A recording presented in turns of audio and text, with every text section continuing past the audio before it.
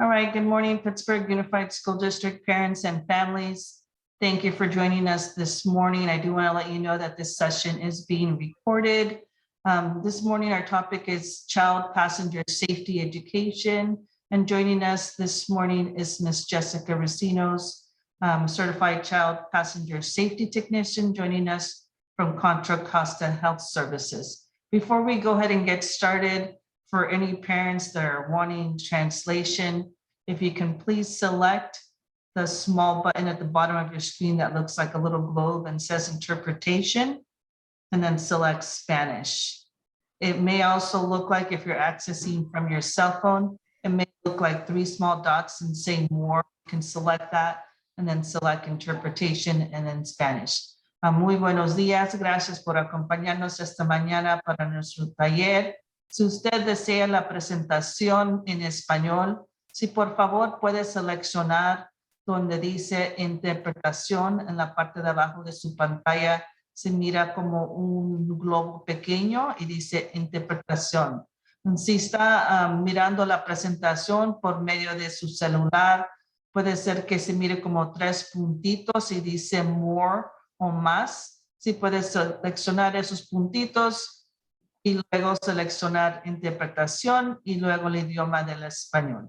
So thank you again for joining us this morning for our presentation. And thank you to Maria Gomez doing our translation services. And I'm going to go ahead and welcome Ms. Jessica Racinos from the Contra Costa Health Services. Welcome, Ms. Racinos. Okay. Hi, everyone. Good morning. My name is Jessica Racinos, and I'm the Certified Child Passenger Safety Technician for Contra Costa County. So just a little bit about our program. Our program started in 2018 under our public health nursing home visiting program for our county. So we helped our clients that were enrolled in our public health nursing home visiting for the car seat. But ever since the pandemic, we expanded our services a bit.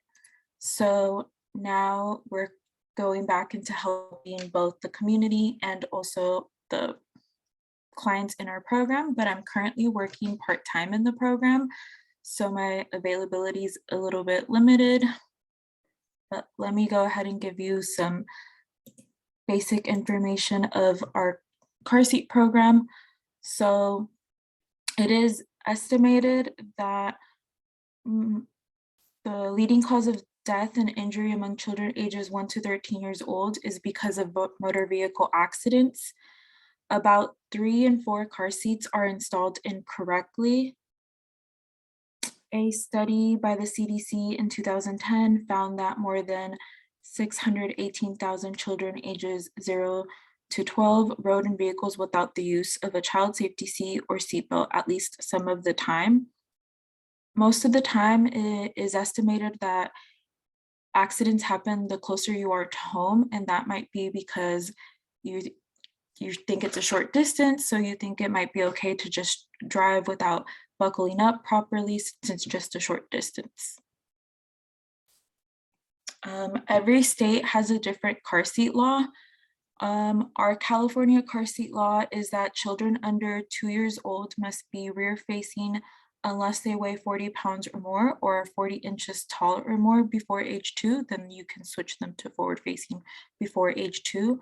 That law recently changed in 2017. So I have noticed that when I've been out in the community that a lot of parents didn't know that they have to keep their children rear facing until age 2 because before it used to be until age 1. The American Academy of Pediatrics recommends that children remain rear facing as long as possible because it is 5 times safer. So usually most of the car seats allow you to have your children rear facing until 40 pounds or 40 inches tall.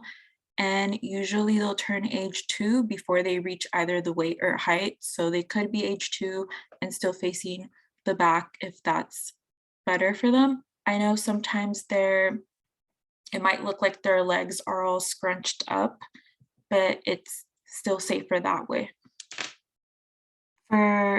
In general, children must be in some type of car seat or booster seat at least until age 8, unless they are 4 feet and 9 inches taller before age 8.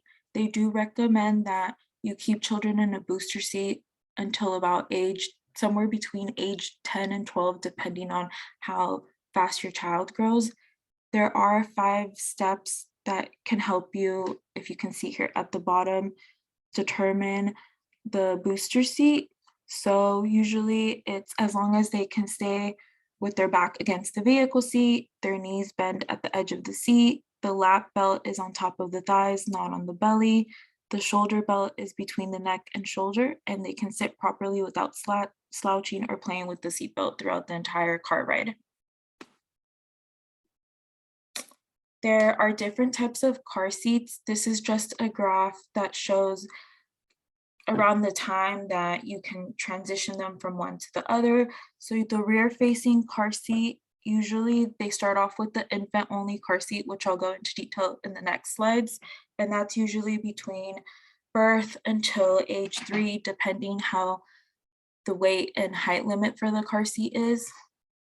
And then you can switch them to the convertible car seat, which is rear facing and then forward facing.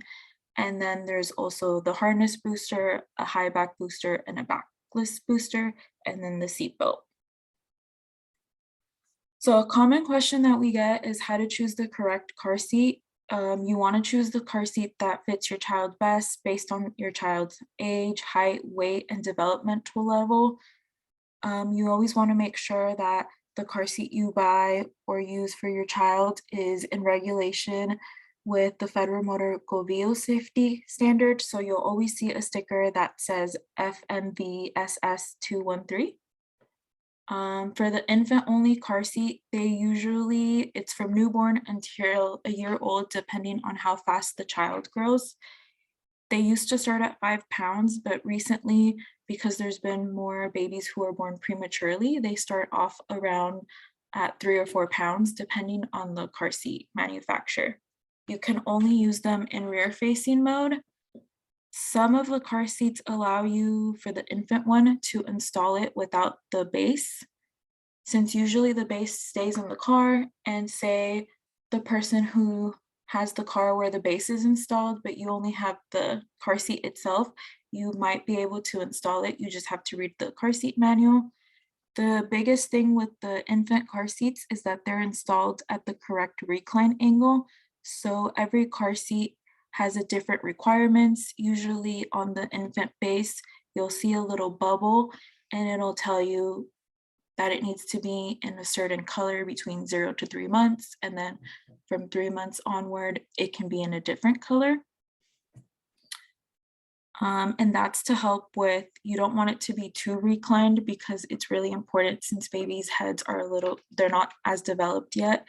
It's easier for them to move their head forward, which can prevent them from breathing properly in the car. The next car seat after the infant one is the convertible car seat, which is rear facing to forward facing. You can begin to use those even from the day the baby is born, or sometimes people use it for their second car seat if they have someone who helps them take care of their children. Usually that car seat can be used until age 3 or 4, depending on what the weight and height limit is. So some convertible car seats have a weight limit of 40 pounds and others go up as far as 65 pounds. So it could be even that the child's using the car seat until at least 5 years old. It really just depends on their weight and height. Most of the time I see kids outgrow the car seat because of their height. The other car seats that are popular too are the combination car seats. Those ones can only be used forward facing, and they have the 5-point harness, which if you can see would be right here. And those usually go up to 65 pounds is the most common. Then usually kids outgrow it because of their height. So something that I've seen is a good measurement to tell when your child has outgrown a car seat is based on if their head is within an inch of the top of the car seat, then it's usually a good indication that it's time to switch the car seat. With the harness boosters, you can remove the harness and then it turns into a booster. So you can just use the seatbelt to secure your child. Depending on the car seat model, you're able to remove the back and it just turns into a backless booster. There's also the high back booster, which is like the one shown here in the picture. You just use it with the seatbelt and you want to make sure that the shoulder portion of the seatbelt lays across the child's chest without touching the child's neck or face, and that the lap portion lays snugly across the child's laps without touching the child's stomach. This one you can usually remove the high back portion too, but it is safer to keep them with the high back portion because it provides more head protection. And usually the time for the booster, their minimum age is 4 and they must weigh at least 40 pounds and 40 inches, maybe 40 inches tall. They do recommend that children stay in the harness as long as possible because it adds that extra protection that the seatbelt doesn't provide. For the backless booster, those are usually more for the older children. And with those, it's very important on where you place the child in the vehicle because some vehicles don't have the headrest. So if your vehicle doesn't have a headrest in the middle seat, then you can't use the backless booster there. So it's just important to always read the car seat manual. A common question that we get is where is the safest spot to install the car seat?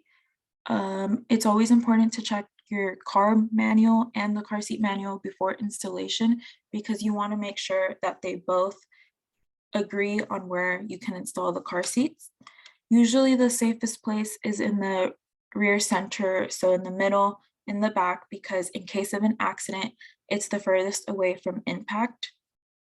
You can't install a car seat or booster seat in a front seat. I know in some cases in a truck, the front seat might be the only spot, so it's really important to read the car seat manual and the car manual to make sure that you follow the correct instructions on how to install it correctly.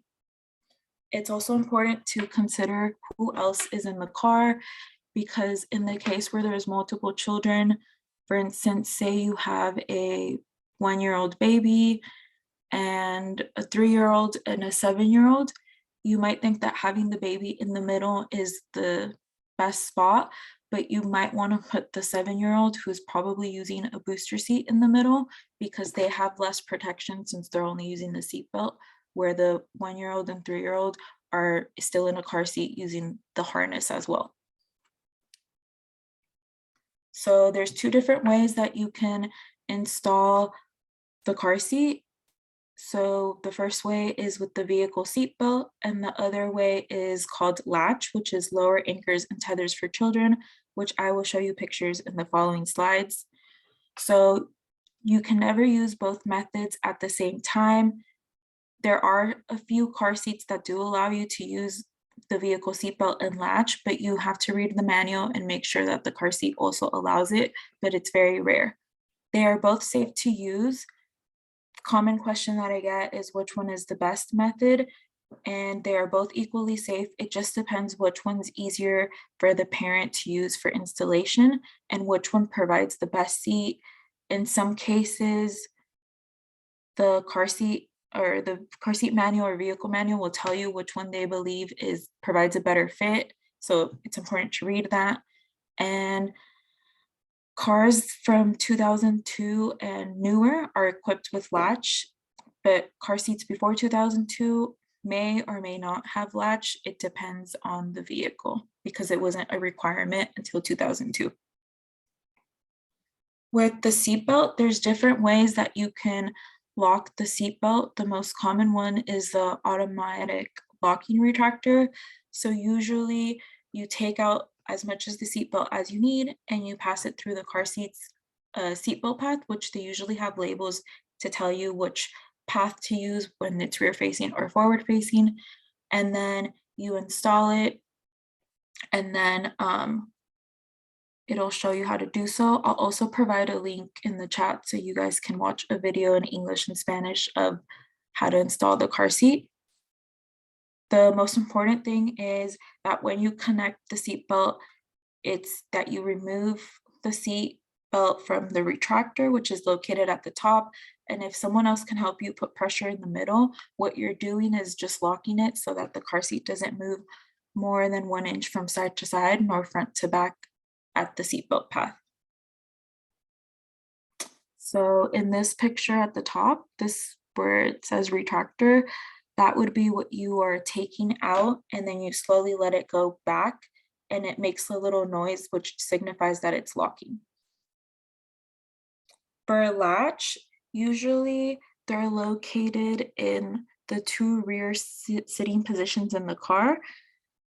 Sometimes they are located in the middle, but it's not as common. So if you only have one car seat that you need to use and you want to install it in the middle, usually you mostly have to use the seat belt, but some cars do allow you to borrow the anchors from the side, but you have to make sure that the car allows you to do that in the manual, because there's a certain measurement that they can't be more than 19 inches apart. So it will tell you in the manual.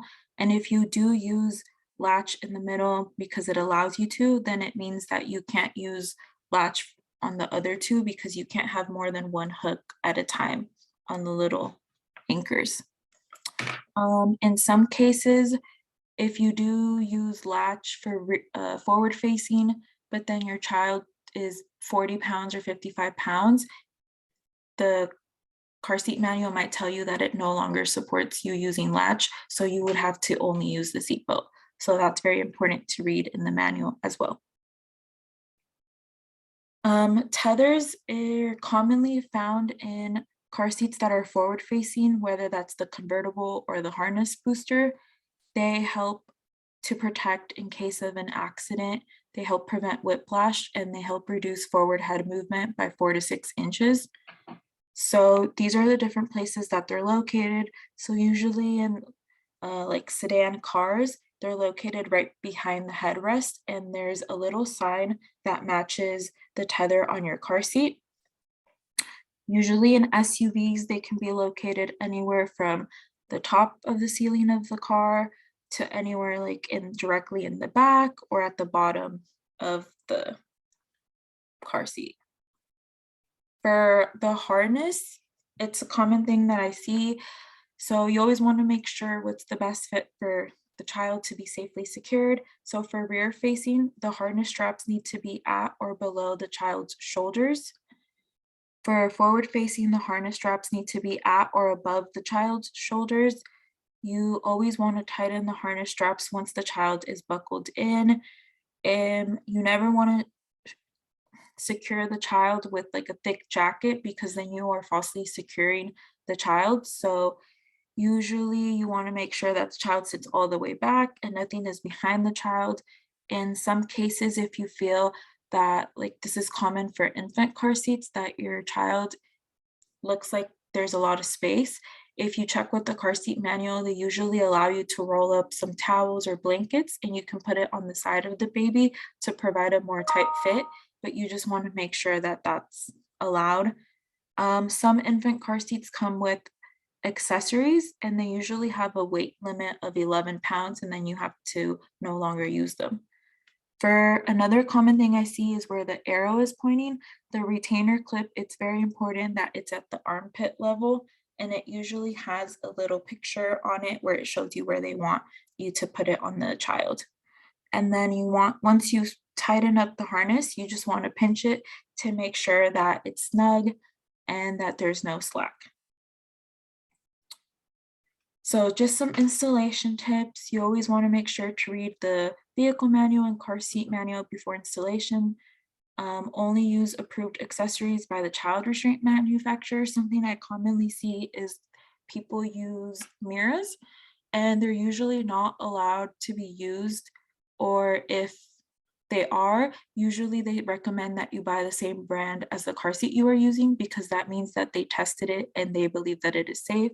if you do use a mirror, they recommend that you put it on the side and not directly in front of the child, because in case of an accident, it can fly off if it's not safely secured or depending on the impact of the car seat, and it can hit the baby.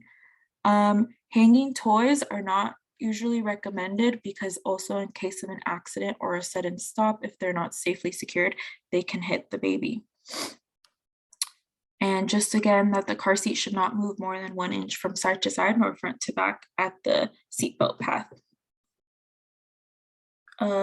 Every new car seat comes with a registration picture that is seen on the left side of the screen, and it usually has the model number, the name, and the date that it was made. So if you fill it out with your information, such as your address or email, you can just mail it back. It's provided with a free post stamp, so you don't have to worry about putting a stamp on it. And that's just in case something that the people who made the car seats find that it's defective, they will go ahead and let you know what's defective, and they send you a car seat replacement free of cost. So it's always important to fill that out just in case there's any recalls for the car seats or boosters. And on every car seat, you will find a car seat label. It's usually a white sticker, usually on the side or sometimes on the back, that tells you when it was made and when it expires. If it's not on the car seat label when it expires, it's usually somewhere on the back. It'll say like, do not use after 2025. It depends on when the car seat was made. Usually they go anywhere between 6 to 10 years. So this is especially important if you're buying a used car seat or using some secondhand car seat from someone, because you just want to make sure that it's not expired. And yeah, let's see right here in the middle where it says check for recalls. So if you do use a used car seat, there's this website on here where you can go on it and it'll tell you all the car seats that have been recalled.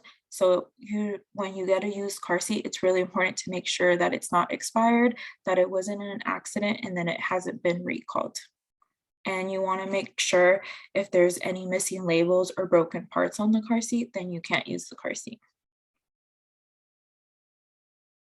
And then here are some resources for our car seats. The National Highway Traffic Safety Administration is the leading agency for car seat safety, and then Safe Kids Worldwide is also a good resource. I took a screenshot here of how you can find a technician within California, and then you can filter it out to your location, the city, and what language or if you want virtual learning as well. Okay, do you guys have any questions for me? Jessica, in the booster seat, can you go back to that image where you had the high back booster seat? This one.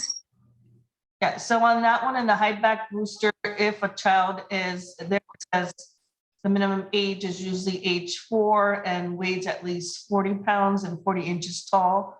So if a child is, say, 3 and does meet the weight of 40 pounds and the height of 40 inches tall, but doesn't have the age, should he or she use that high back booster? No, it would be better if they use the hardness booster. So say the child's 3 and they weigh 45 pounds and are 42 inches, then they wouldn't be able to use it because they don't meet the minimum age and they can still fit into the booster. The only exception would be if the child's 3 and they don't meet the height or weight limit of a harness. Okay, thank you. Mhm. So if you have any questions for Ms. Recinos, you're welcome to place them right now in the chat or in the Q&A. ¿Tiene alguna pregunta? Si por favor lo puede poner en el chat o donde dice QIA, preguntas y respuestas. Okay, there's a question in the chat. Niños de 8 años deben usar todavía silla. So if a child is 8 years old, do they still need to be in a car seat? So by California law, they don't have to, but the American Academy of Pediatrics recommends that it's safer to do so. So legally, they don't have to, but we do recommend that it is safer.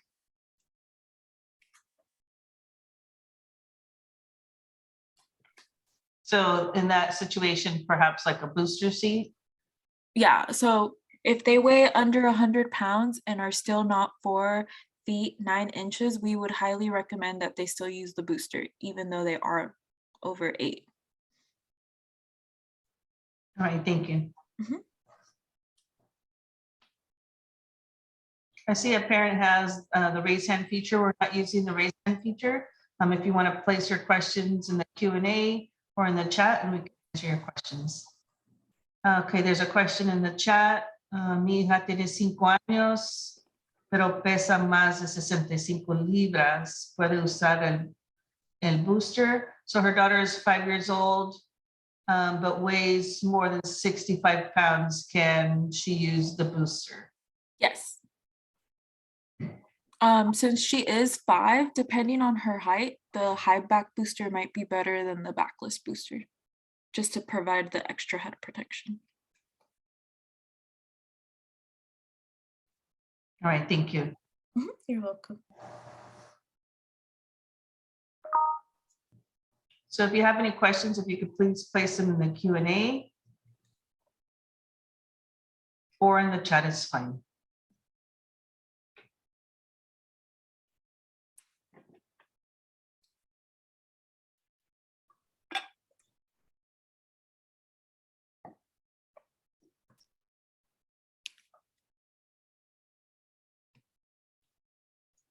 And Jessica, is there any location if a parent wanted to have their child's, to see if their seat is properly installed? Is there anywhere where they can go to do that?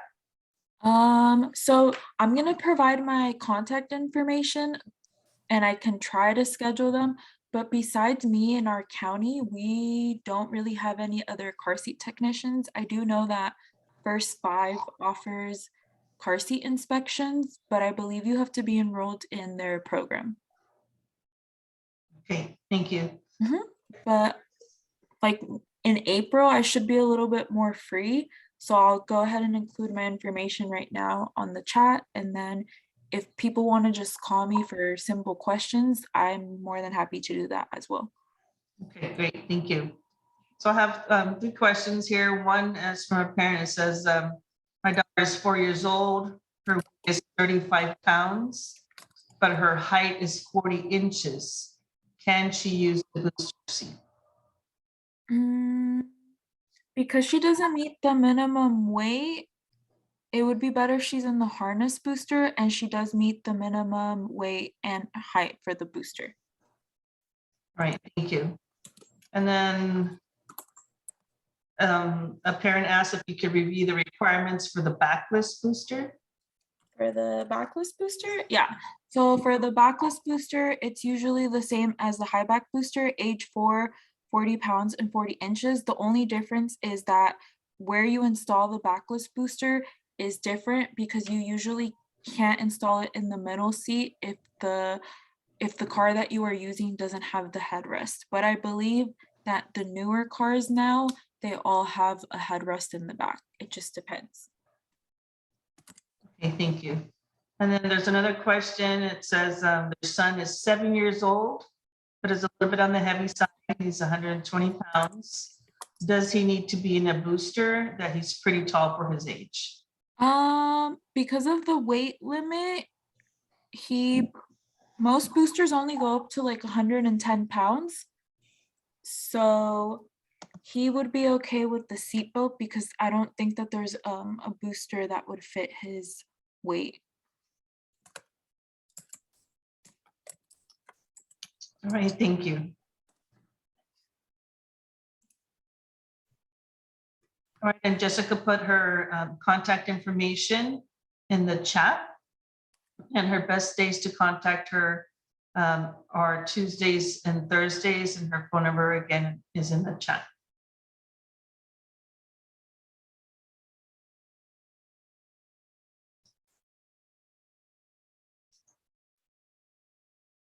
All right, I don't see any further questions. We want to thank you for joining us this morning. And we will send you a copy of the presentation of the PowerPoint in both English and Spanish in your Parent Square account. So you'll be receiving those later this week. And I want to thank you again for joining us this morning, and thank you, Mr. Cinos, for the presentation. Thank you for having me. And then if you guys have any questions, feel free to contact me and I'll do the best I can to accommodate. Thank you. Thank you.